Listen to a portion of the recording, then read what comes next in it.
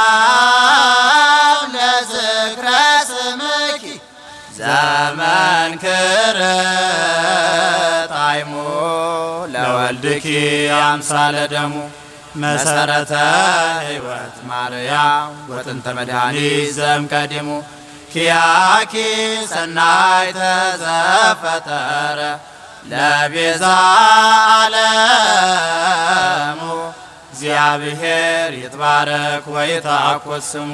ጽላቷ ከግሸን ደብረ ከርቤ ካህናቱ ደግሞ ከጎንደር መጥተው በአዲስ አበባ ላይ ስለተከሏት ኢትዮጵያውያንና ግሪኮች፣ ጣሊያኖችና ህንዶች በህንፃ ዲዛይኑ ላይ ተሳትፈው በደጃዝማች ባልቻ አባ ነፍሶ ርስት ላይ አንጣለው ስለገነባዋት ከአዲስ አበባ ውጪ ብዙ ርስትና ጉልት ስለነበራት ስለ ጥንታዊቷና ታሪካዊቷ ማህደረ ስብሐት ቅድስት ልደታ ማርያም ቤተክርስቲያን ምን ያህል ታውቃላችሁ? በነገራችን ላይ ይህንን ቪዲዮ ላይክ፣ ሼር እና ሪፖስት በማድረግ የዚህችን ድንቅ ቤተክርስቲያን ታሪክ ለብዙ ሰዎች ማድረስ ትችላላችሁ።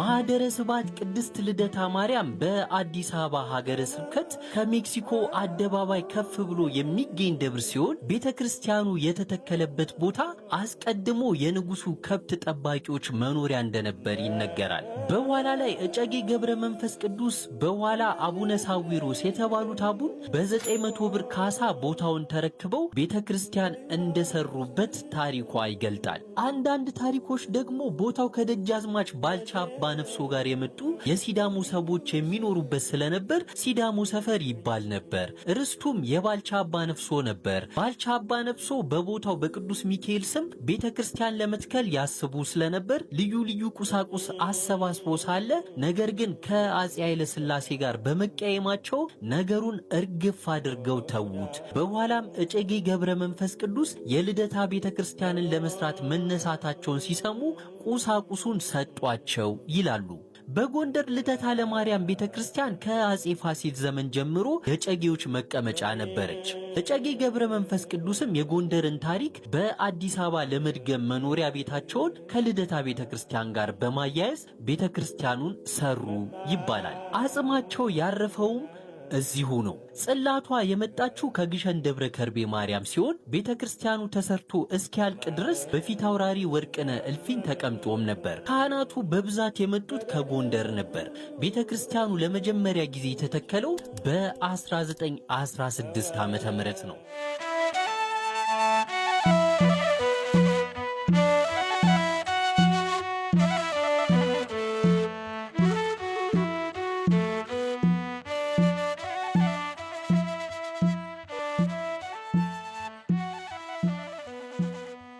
ማህደረ ስብሐት ልደታ ለማርያም አሁን ያለው ህንጻ ቤተክርስቲያን የተጀመረው በ1919 ዓመተ ምህረት ሲሆን የተጠናቀቀው ከ3 ዓመታት በኋላ በ1922 ዓመተ ምህረት ነው።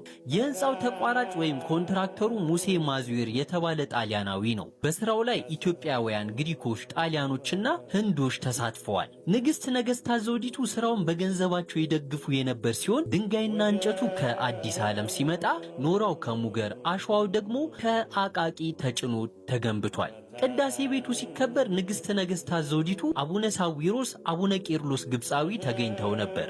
በዕለቱ አቡነ ሳዊሮስ እኔ ይችን ደብር የተከልኳት እከብርባት፣ እበላባት፣ እመሰገንባት ብዬ አይደለም፣ ደብተራም ቄስም ዲያቆናትም ከጎንደር አምጥቼ ሳስገባችሁ ገፈን እንበላለን ብላችሁ አትዳፈሩ፣ ስሟንም ማህደረ ስብሐት ብያታለሁ ብለው አወጁ። በጊዜው ባልቻ ሆስፒታል፣ ዋንዛ የእንጨት ስራዎች ፋብሪካ እንዲሁም ዳርማር ያሉበት ቦታና አካባቢ ሁሉ የደብሯ መሬት የነበር ሲሆን በተጨማሪም በመናገሻ፣ በናዝሪት፣ በጅባታና ሜጫ፣ በደብረ ብርሃን ርስት ነበራት። በጣሊያን ወረራ ጊዜ ፋሺስቶች በ1932 ዓ.ም ታቦቱን ወደ ኮልፌ አዘዋውረው ቅጽረ ቤተ ክርስቲያኑን የዜጎቻቸው መታከሚያ ሆስፒታል ሊያደርጉት ወስነው የነበር ቢሆንም ነገር ግን ከህዝቡ ተቃውሞ በመነሳቱ በመሃልም ዓለም አቀፋዊ የኃይል ሚዛን ወደ እንግሊዝ በማዘንበሉ ሐሳባቸው ሳይሳካ እንደቀረ የቤተ ክርስቲያኑ ታሪክ ይገልጣል። እስኪ ስለ ማህደረ ስብሐት ቅድስት ልደታ ለማርያም ቤተክርስቲያን የምታውቁትን ኮሜንት አድርጉልኝ። ሰላም ለዝክረ ስምኪ ዘመን ክርጣይሙ ለወልድኪ አምሳለ ደሙ መሰረተ ሕይወት ማርያም ወጥንተ መድኃኒት ዘእምቀዲሙ ኪያኪ ሰናይተ ዘፈጠረ ለቤዛ ዓለሙ እግዚአብሔር ይትባረክ ወይትዐኮት ስሙ።